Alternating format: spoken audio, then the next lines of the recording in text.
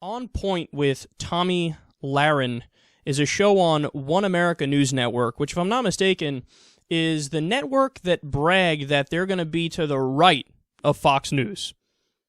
So this is like a Tea Party ultra far right-wing network. And she went on a rant against Obama and Muslims, and it is hilariously hyperbolic and over the top. Take a look. 4 United States Marines are now dead. Climate change didn't kill them. Lack of free community college didn't kill them. The income gap, wage inequality, nope, not those things either. Gay marriage, nope. Oh, white racism, not that either. So what did? President Obama, if you won't say it, I will. Radical Islam. This is not workplace violence. This is not a criminal act with motives unknown. This is terrorism. The suspected shooter, Mohammed Abdulaziz, a devout Muslim. Do I care that he seemed like an all-American young man? Do I care that he was good at mixed martial arts or a smart, quiet guy? Do I care that his high school friends wouldn't classify him as overly religious? No, I don't give a flying you-know-what about any of that. Was he linked to ISIS or Al-Qaeda or Hamas or any of the other 15-plus offshoot terrorist groups? Does it matter? I'm sorry, but radical Islam is becoming the rule, not the exception. Yesterday's moderate is today's terrorist. I care that this SOB killed 4 of our United States Marines, and I care that our commander-in-chief is more concerned with Muslim sensitivity than the honor and sacrifice made by these Marines. Now, this is the 21st time our military men and women have been attacked here at home. This is not a Middle East problem. This is an American problem, and I'm sorry, but I can't sit here and let this go. Not anymore. I come from a family of Marines. My grandpa was a World War II paratrooper, my uncle a Vietnam Purple Heart recipient, my cousins both Marine Corps officers. I have some very close Navy SEAL connections as well. In fact, someone very close to my heart is deployed to the Middle East right now. But the sad thing is, I was telling him last night, I think you're safer over there than you would be right here in the United States of America. I've had it with this failed strategy, this halfway, half-baked, tiptoe, be friendly to jihadis mentality pushed by this administration.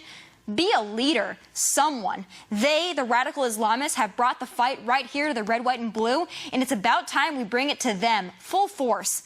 Let's show them what the United States of America looks like up close and personal. Show them what a B-1 bomber looks like flying overhead. Show them what they're messing with. Put the fear of God in their desert, because clearly our lack of strategy isn't working. Now, if you were to argue, hey, I hate it when the government occasionally doesn't say radical Islam and they say like radical extremists or something like that, and they're not really identifying the problem as directly as they should. I actually agree with that. Now, I understand why they're doing it, because they don't want to alienate the rest of the Muslim world, but I still disagree with them because I believe in facts and I believe you should be accurate, so you should say radical Islam. That's a fair criticism. Everything else there is complete and utter horseshit.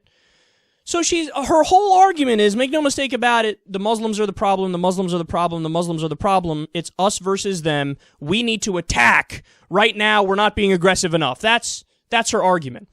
So I get it. You're angry about the terrorist attack. I'm angry about the terrorist attack too. Anybody with a brain is angry about the terrorist attack. But the question is, what specifically do you want to do about it?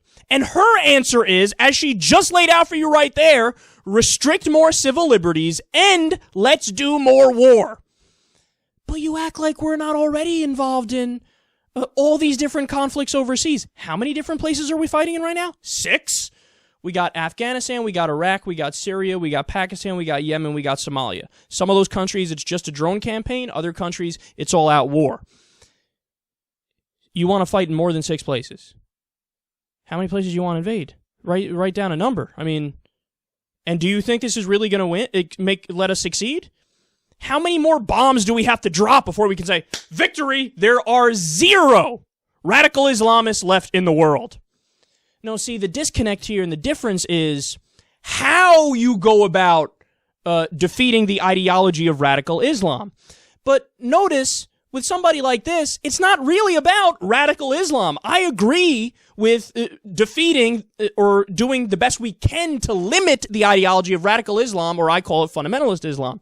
But she said, today's moderate is tomorrow's radical. You know what that means, right? She's saying it's not just radical Islam. It's not just fundamentalist Muslims that I'm against. Today's moderate is tomorrow's radical. So you're not making a distinction between the moderates and the radicals because, hey, the moderate today is the radical tomorrow. Flip the script. We just had the attack with Dylan Roof. Now, you did come out and give a rant about that, right? Oh, you didn't come out and give a rant about that and how white supremacy is a problem and neo-Confederates are a problem and ultra-right-wing, fundamentalist right-wing ideology is a problem. You didn't do that. So that's the problem. The problem is that you're a total hypocrite. We would never hear you say something like, today's moderate conservative is tomorrow's ultra-conservative, who's Dylan Roof. Today's moderate Southerner is tomorrow's neo-Confederate, like Dylan Roof. Today's casual racist is tomorrow's white supremacist, like Dylan Roof. We'd never hear you say that. You want to know why? Because you know conservatives. You have conservatives in your own family. You're a conservative. So you're blinded to the fact that there are extremes of your own ideology that also does terrorism, and you have this didactic black and white worldview of we're the good guys, they're the bad guys, it's that simple. No, there are bad guys in all different varieties of ideologies, including yours. Look, man, I wouldn't give a fuck. If you want to attack radical Islam and be specific that you're not attacking all Muslims, I'm with you. I'll lead the fight in attacking radical Islam and fundamentalist Islam. But you're fighting, you're against all Muslims, and at the same time you're doing that, you refuse to acknowledge the extremists in your own fucking camp. And by the way, you should be more concerned about the extremists in your own camp and more concerned about your own government's crimes because you're fucking responsible for it. Your tax dollars are going towards the bombing of innocent people, in many cases, overseas. Whether it's blowing up a grandma in a field in Pakistan when she's picking vegetables, or blowing up a wedding procession because you thought it was a Taliban procession, or being responsible for 200,000 deaths in Iraq when we invaded that country and they didn't fucking attack us. Never mind the millions of people that were displaced. Never mind the more people, 600,000 that died, that were because we riled up the Sunni-Shia fight again, because we destabilized the region by getting rid of Saddam. But see, she doesn't take any responsibility for that at all. She doesn't think about it. She doesn't lose a wink of sleep when innocent Muslims die because they're the enemy. They're the bad guys. She says this is a U.S. problem now. This is a U.S. problem now. Really? Go to the statistics. I'm not saying by any stretch of the imagination that fundamentalist Islam isn't a problem. It absolutely is, and we need to defeat it in the realm of ideas, and we need to defeat it with smart policies. But she just said, this is a U.S. problem now. Oh my God, I'm so scared of the fundamentalist Muslims. What are the numbers? Do you know the numbers? Do you know that as a raw number, there are more deaths from right-wing terrorists in America than Muslim terrorists? Now understand, a lot of that is because there are way more right-wingers in America, and there's just way fewer Muslims. Of course that's a big part of it. So statistically, you could say Muslims are overrepresented. Totally fair point. But still, as a raw number, there's more right-wing terror attacks. And she doesn't care about them. She doesn't even acknowledge that they fucking exist. The FBI didn't call Dylan Roof terrorism at all. They're still not calling it terrorism, even though it was clearly terrorism. It was politically motivated violence. When Abdul Aziz did terrorism, terrorism, day one, everybody, terrorism. See, the thing is, you refuse to define it as terrorism whenever it's anybody who's linked to your ideology. And finally, she says, I can't stand Obama's be friendly to jihadis approach. Be friendly to jihadis approach. See, this is why I'm opposed to the right. They make shit up. The things they say are nowhere near true. President Obama has dropped thousands of bombs on ISIS. There was a report from a while ago, I don't know how much I believe it because it seemed a little overinflated to me, but they said that because of the U.S. and international bombings, 10,000 ISIS people have been killed. Originally, the max estimate for the group was 30,000 people. So if you believe those numbers, 1/3 of ISIS has been wiped out because of Obama's bombings and the international community's bombings. And you're going to say, oh, this guy, he wants to be friendly to jihadis. No, see, the thing is, it's never enough with these guys. Always more war, always more violence. That's the answer. And they refuse to acknowledge any other problems like right-wing terrorism because that conflicts with their own ideology. When Dylan Roof did the killing, she didn't come out here and give a rant about how white supremacy is a violent ideology and we need to fight that. She didn't come out and say, hey, today's moderate conservative is tomorrow's Dylan Roof. She didn't do that because she knows that'd be ridiculous. But when it comes to Muslims, she's more willing than anybody else to do it. And by the way, final point here. You're so concerned. They're so scared and they're so concerned about fundamentalist Muslims. You know how many people die in America from just run-of-the-mill gun violence? Run-of-the-mill, crazy people killing other people and accidents with guns and suicides and things like that.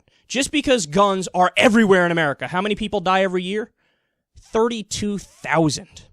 You know how many people die from murders? It's about 9,000, depending on which year you look at. Way more people are dying simply because of that. Have you come out and given a rant about how, look, guys, what are we, crazy? You got to be objective here. We see what the problem is. We need to do something to fix this problem. Have you given that rant? No, you haven't done it. Why? Because when it's, your neighbor or the person down the block or other white people that are involved in some kind of violence, doesn't even register in your mind because most white people are good people anyway, so why would I harp away on against other white people or other conservatives? That's the way you think when it's your own tribe. But when it's Muslims or when it's any other group, you're more than willing to say the moderates are going to be the radicals either way. So, whatever, fuck it, go after all of them.